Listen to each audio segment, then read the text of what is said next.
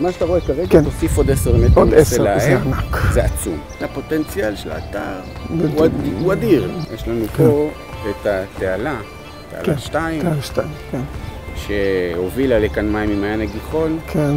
פרה נקבעת השילוח. כלומר, הייתה כאן בריכה... קדומה. קדומה. וואו, איזה מרגש.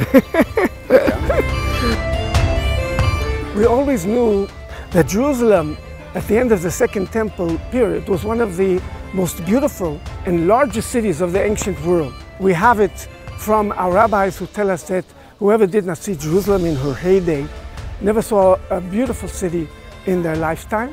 And we have it from a Roman geographer by the name of Philinus the Elder who visited here in the 1st century and tells us that Yerushalayim, he says as following, longa clarissima urbium orientis.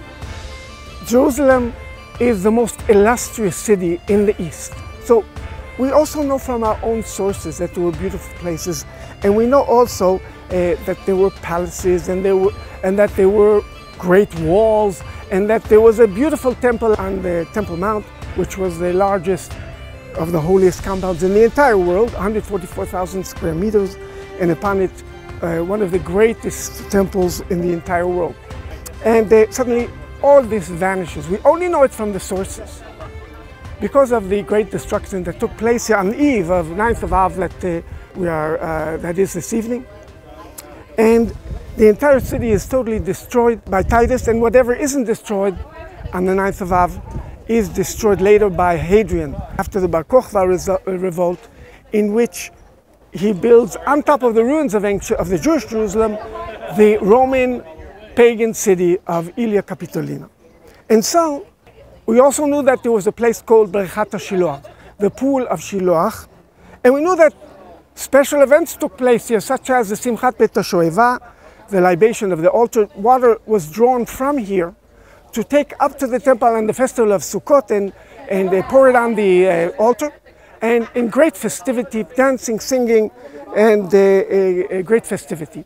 We didn't know where the original Siloam pool actually went to. Where did it disappear to? Nobody knew exactly. We had a feeling it must have been down here in this area somewhere for different geographical reasons, but we never really knew until 2004.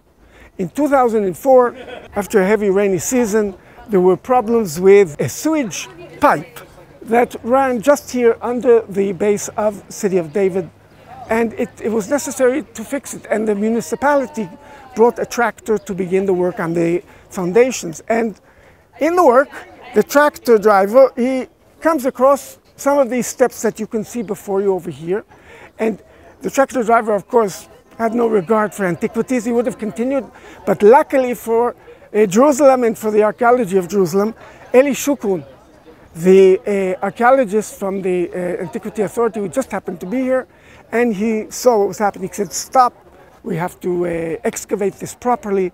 He called Professor Ronnie Reich on the phone from the Universitat Haifa. He says, Ronnie, we found here a couple of steps, perhaps they are steps of a building or something like that. Professor Ronnie Reich immediately said, I think that we have found, in fact, the pool of Siloam, the Brechat HaShiloach. And he was right. And as they dug, they began to uncover a really illustrious pool, a huge pool, and only recently have we been able to see how large this pool really was. In the beginning, until last year in fact, we only had this part of the pool in our ownership, and we could only excavate this part, and already we saw that somebody invested a lot of work. These are made up, the pool's walls were made up of steps, short steps and a wide step, short steps and a wide step. It was originally built by Janais, the Hasmonean king, and later beautified by King Herod when he covered it with white stone. And we could see that it was an illustrious pool. It must have been a very large pool from the dimensions we unearthed, but only just recently, in the last year, have we been able to buy the rest of the area and to begin excavation here. We've only just begun, but already we can see, look at this. This is huge, and in fact, we are going to discover more and more secrets of this pool as we go on. But what's most important for us this evening is to know that, first of all, we are uncovering one of the beautiful gems of ancient Jerusalem. If we thought in the past the lower city of Jerusalem in the Second Temple was the slum area, the area of in the industry and the workers, we are finding that this was in fact a beautiful area, and we are going to see in a minute, not only beautiful, but it was part of an extremely important monumental ascent to the temple for the pilgrimage of the Olei Regel, of those who 3 times a year came to Jerusalem. So we're going to enter a new realm now. We're going to understand the thousands and thousands and tens of thousands of Jews that arrived here from all over the world and began their final ascent up to the temple from here, from the pool of Shiloh, and through what we will now see, Derech Olei Regel, the pilgrim's ascent, a stepped road that leads from the Shiloh pool all the way up to the Temple Mount. Come with me. The pool of Shiloh that was discovered opened up before archaeologists the ability to see the entire southern part of the city. Steps led up from the pool to a beautiful promenade. We found the paving stones of the promenade. We found the bases of pillars that held up a roof so that people could come down to this promenade from the upper city and sit and watch the beautiful view of the large pool. And it was just a beautiful sight in the southern part of the city. But this was only just the beginning. After finding the Birchat Shiloh, the pool of Shiloh, and the beautiful promenade that I just spoke of, archaeologists continued to excavate underneath the ground, and they discovered the central drainage canal of ancient Jerusalem, which actually had been discovered many years before by Bliss and Dickey in the end of the 19th century, who had already traversed the entire length of that drainage canal. But now Reich and Shukun entered into the tunnel and they cleared it for passage. And what they discovered was really quite amazing. And that is that this drainage canal, the central drainage canal, was apparently built by Herod over 2,000 years ago. When Herod enlarged the Temple Mount area, he doubled its size, and by so doing, he stopped up the Tyropian, which was the natural drainage of the city. And this caused the ecological problem. He had to create a different way for the drainage of the rains, the winter rains, to be drained outside the city, so they wouldn't drench everything. So he, in fact, apparently made this huge drainage canal. And they went into the drainage canal, and they began, and it goes all the way from the Shiloh pool up this area, and all the way to the Robinson's Arch and further north. But what is most important, besides the drainage canal, which is very interesting in its own right, is what they found above. Because as they were digging in the drainage canal, they looked up, and they saw that there were stone slabs covering it, and they were paving slabs of something. When they went up above ground, they discovered it was a huge road. And this road was much wider than they even contemplated, because when they discovered there one huge, grand, monumental staircase that went up, that was 30 meters wide in the southern part, and went and became narrow as it went north. So in fact, we are dealing with a monumental ascent. In fact, archaeologists today believe that this was the last lap of the Olei Regel, of the people who came 3 times a year to Jerusalem, as they made their ascent from the pool of Shiloh, where many of them had probably immersed themselves in the mikvah and become pure, and they begin their ascent on this stepped road until they would arrive, enter into the Temple Mount, and stand before God. The Aliyah Regel, the pilgrimage to Jerusalem 3 times a year, was a phenomenon in the ancient world. There were others, of course, pilgrimages to pagan temples, but they were not at all similar. Because don't forget, the Jews had only one temple, one God. Well, the pagans had many. And only the Jews had a diaspora all over the world of hundreds of thousands of people, millions actually, in all parts of the world that saw Jerusalem as the center of their life. So Jews would make this ascent, this pilgrimage, from Persia, from Babylon, from Greece, from Rome, from Egypt, from Syria, all over. And they consider Jerusalem to be the capital of their life. So we have really a tremendous amount of people who are walking and making this trek to Jerusalem. But the question is, of course, how can Jerusalem take them in? Jerusalem is a city, a large city, but its population is about 60,000. And how can the infrastructure be sufficient for so many people? And we know that there were tremendous preparations being made from the 15th of Adar, when the rest of Jerusalemites were getting drunk in Purim. Then we had work teams going out to prepare the roads, to prepare all the ways and the cisterns and water, and creating the infrastructure to receive so many people. But really, the big challenge was not only technically to accept these people, but it's to create an environment where people felt one. Don't forget, like today, Jews were then splintered into many different viewpoints. And there was tremendous friction, whether it was social between the poor and the rich, and whether it was religious between those who had one version of how to perform their Judaism and others. And especially at the end of the Second Temple, political disagreements could bring to very heated conflict. How do you bring all these people together? How do you to create an experience of oneness, that they feel they are part of one people with a greater cause? It is not a simple thing, but they thought about it deeply. When we arrive at the gates of Jerusalem, the gates are opened and they are greeted by the dignitaries of the city who come to say hello and say that they are welcome. This is a formal reception. So it's just the beginning. But when they walk into the city, and they arrive here at the Shuk, and we are now standing in front of storefronts, actual storefronts from the Second Temple period that were found here on the ancient road. When they arrive here, the Mishnah tells us a special effect took place. Kol baalei hamuniyot, all the artisans, all the people that are working, they stop their work and they greet the newcomers. They greet the Olei Regel. They welcome them in peace. And what do they say? Listen to the words. Achenu, our brothers, Batem leshalom, you have come in peace.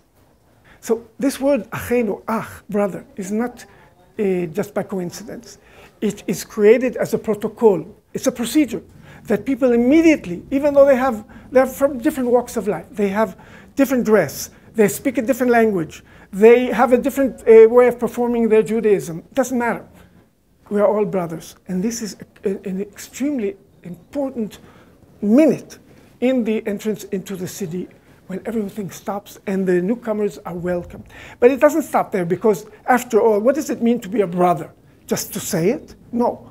If you can't eat in his home, if you can't be together with him because of the differences, you have not achieved anything. We know that in the Second Temple period, there were people that would not eat from this store. They could not eat in the homes of other Jews.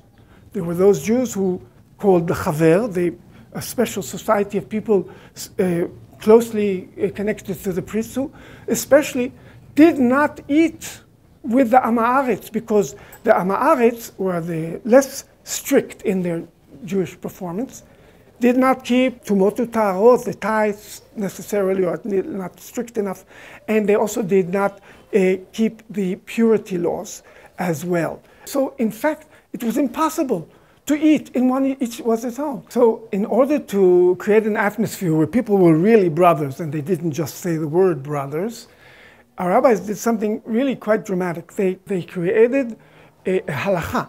Yerushalayim habnuya ke'ir shechubra le'yachdav. They learned that Jerusalem is a city she'osa kol Yisrael chaverim, a city that makes all Jews brothers. But they didn't say chaverim in the term that we use it today, brothers. The word chaverim in those times meant that they were belonging to a special level of how they observed the different mitzvot. Everyone was kosher immediately.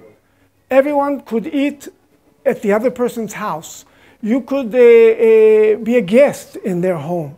And that's how they developed a kind of system in which the arrivals came, they were greeted, they were able to spend their holiday at the homes of the Jerusalemites. Of course, there was never enough room for everyone, so there was camping grounds outside the city, and even the synagogues opened up their spaces so that people could sleep there. They had special rooms for the Olei Regel, for the pilgrims. And in fact, what they created was an atmosphere where people really felt that they were one, even though there were these tremendous tensions sometimes between them, whether they were social between the poor and the rich, whether they were religious on how to observe the mitzvot, or political, which at times were extremely heated, especially towards the end of the Second Temple period. But they were able to create islands of time, which all this was canceled out, and people could feel, at least at some times of the year, that they were one people. And this is something really fantastic.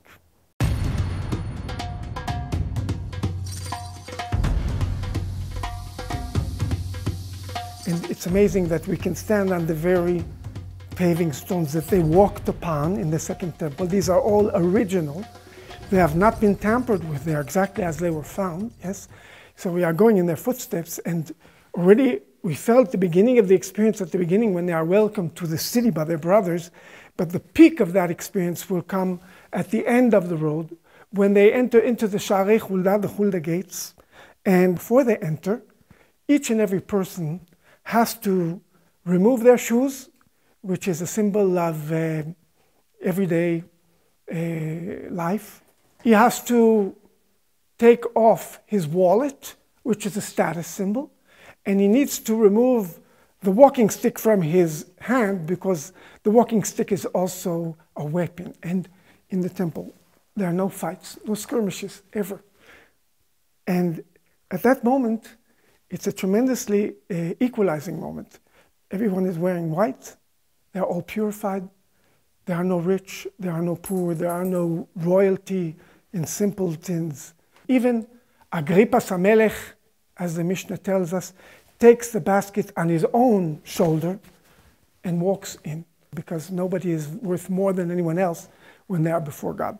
So this is the height of that experience of standing before God together with your brothers, but each individual on his own in this very special experience. So we can only try to imagine. On the ground, we find what is left, and that is the actual paving stones which I mentioned. On the paving stones, we found a wealth of discoveries, many coins. As I mentioned, because the destruction caved in down on the road, nothing else was here, no later periods.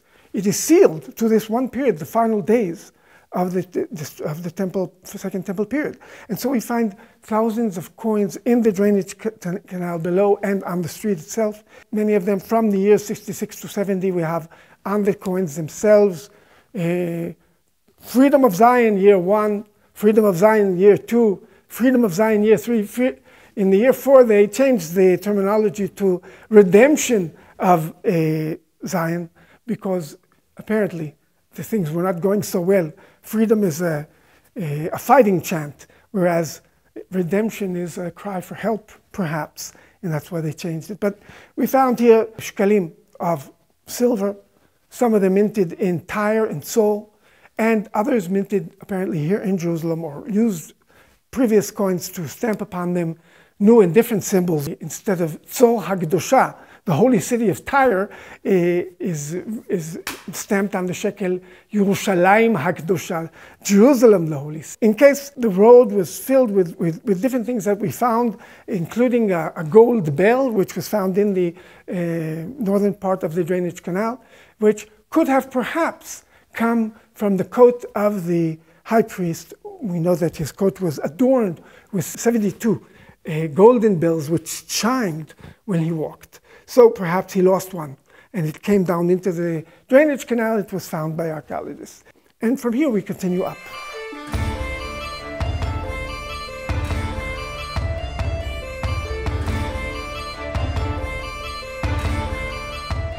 As we have walked up already a couple hundred meters, I can see that my camera crew is a bit tired, and I understand that because it's really quite a deep, it's a high ascent. It's, as I mentioned, over 100 meters ascent between the Shiloh Pool and the Temple Mount. And this exact problem is what stood before our sages many thousands of years ago when they had to decide what age was the minimum requirement to go on the Aliyah L'Regel, because a little child can't walk on his own feet. So the question is, what age is he really required? And here there was a machloket, a disagreement between Hillel and Shammai. As you can imagine, Shammai took the stricter view, claiming, so what if he can't walk on his own? Let his father take him on his shoulders. It is important to educate that boy or girl. And Hillel, of course, took the more lenient way, claiming, no, if he can't walk on his own, he doesn't have to come. As long as he can walk on his own, even if his father has to give him his hand, then he should accompany his father and go up to the temple.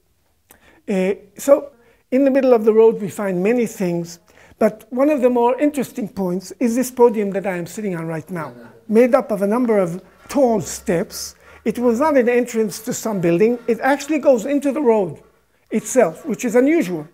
Usually, if it was an entrance to some place, it should have been on the side of the road and not in the middle of it. But apparently, someone wanted to make an effect on the many, many people walking up this main street. And there are many different theories, hypotheses as to what, in fact, was the function of this podium. One of the theories was that it was the town crier. Perhaps it was the representative of the governor telling people that the taxes are rising and they better pay. If they don't pay on time, they will be flogged. And in fact, Dr. Aharon claims that perhaps this was also a flogging place for those who did not do what was expected from the Roman regime that governed the country at the time. Perhaps more cheerful view was taken by Dr. Nachshon Zenton, who actually made the excavation here, and he wants to assume or claim that this was a very special point that we read about in the sources. It was the lost and found of ancient Jerusalem. There was one place called Even HaToen, where if you lost something, you went to this stone, to this podium, and if you told people, gave them some kind of sign, they would return your loss. And this was perhaps a place where they gathered many different things that were lost to people, and in the excavations they found many vessels that were complete and not broken, and perhaps these were things that people lost. In any case, this already reminds us of the final days. If up until now we were dealing with a very festive Aliyah L'Regel and the very happy times, we now are taken to the final days of the Second Temple period, and now we will see what is left from those times. So, if up until now we have been in a festive mood, gathering with the Olei Regel to go up to the temple, very happy dancing and singing, we are now in an abrupt change of atmosphere, going to the end of that period, to the year 66 to the Common Era, when a war breaks out, the Great Revolt against the Romans, that culminated with the destruction of the temple in the year 70, 9th of Av. But as we know so well, only too well, is that there was not just one war being waged, but two. One was the Jews against the Romans, but the other was Jews against Jews, civil war, terrible. The highest peak of the absurd of this war was when Vespasian, after coming with his 4 legions from Rome, managed to conquer, put down the revolt in the Galil. He takes over the rest of the country. He's on his way up to Jerusalem, but he's lingering. And his soldiers say, come, let's go up quickly. We can capture Jerusalem very quickly now because the Jews are having a civil war. And Vespasian says to his soldiers, no, now is the time to wait. They are doing the job for us. They are killing each other. In a ruach shigaon, a mood of insanity has overtaken them. They are killing each other. Let's wait. They will do the job for us. And unfortunately, he was only too right. And finally, when his son Titus makes his way to Jerusalem, after he conquers the city, puts the temple to the torch and destroys it, he will also destroy the city of David, the lower city, and the Shuk, this very same place that we are standing on. And archaeologists found here on every single level the remains of that destruction. There were no other remains. Everything fell on top of it. So immediately they came into contact with the destruction, with the broken vessels, with the fragments of glass, of nails, and of course, in every single place, the efer, the burning remains, the charred remains of the burning of the city. Any place they touched, their hand came away with the charcoal black of the burning of Jerusalem from 2,000 years ago. This is on every 9th of Av. We commemorate this very tragic event, but here we can actually still feel the burning of the city of Jerusalem 2,000 years ago.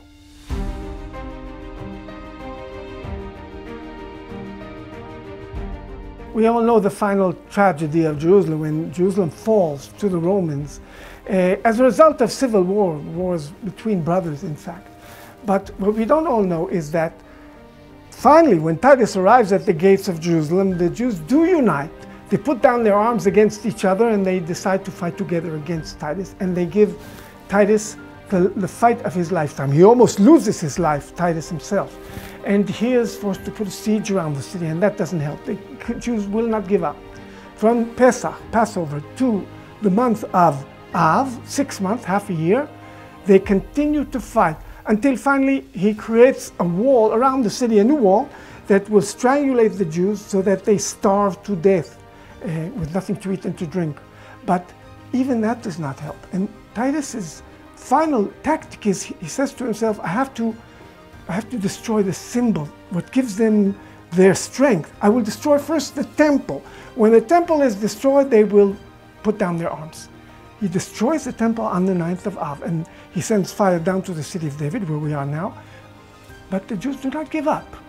They are, of course, in grief, but they continue to wage war. They go up to the upper city, that's where today the Jewish quarter is, and they continue to fight against the Romans, and they hold out for another complete month. Finally, in the month of Elul, Titus brings up his legions and they conquer the upper city of Jerusalem. But still the fighters don't give up. But where are they going to be? The entire city is conquered and being destroyed. Where are you?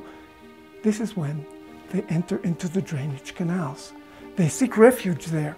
Some of them are innocent citizens who are come to hide themselves because the fury of the Romans is great and they are killing everyone.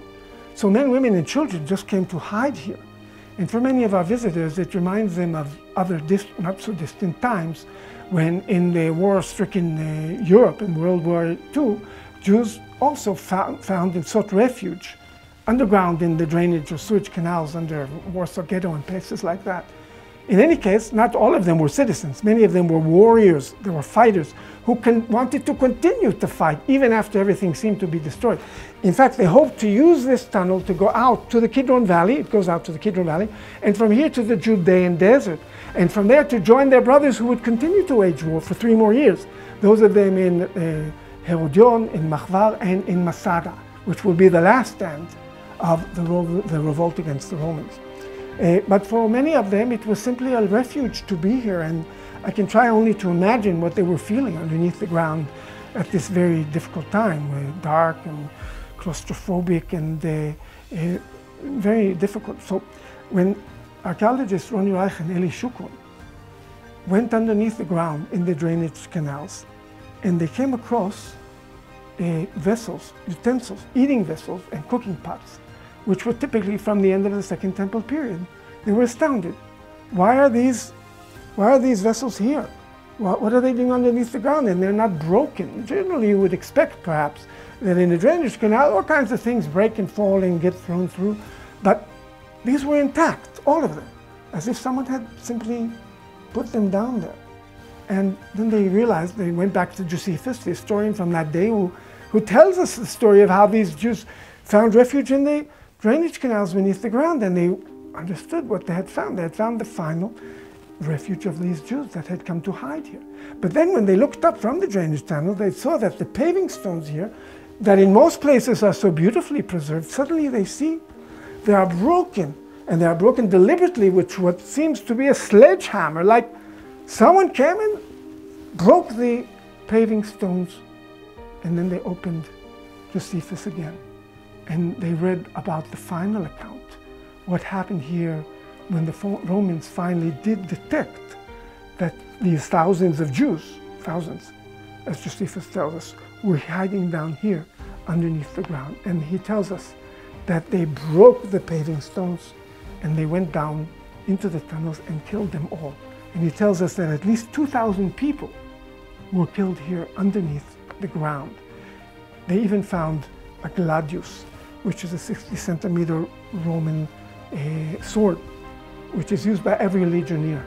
They found it here together with its sheath made of leather down below. Who was using it, I don't know. Was it a Roman soldier or was it a Jewish soldier who took it away and tried to defend it? We don't know.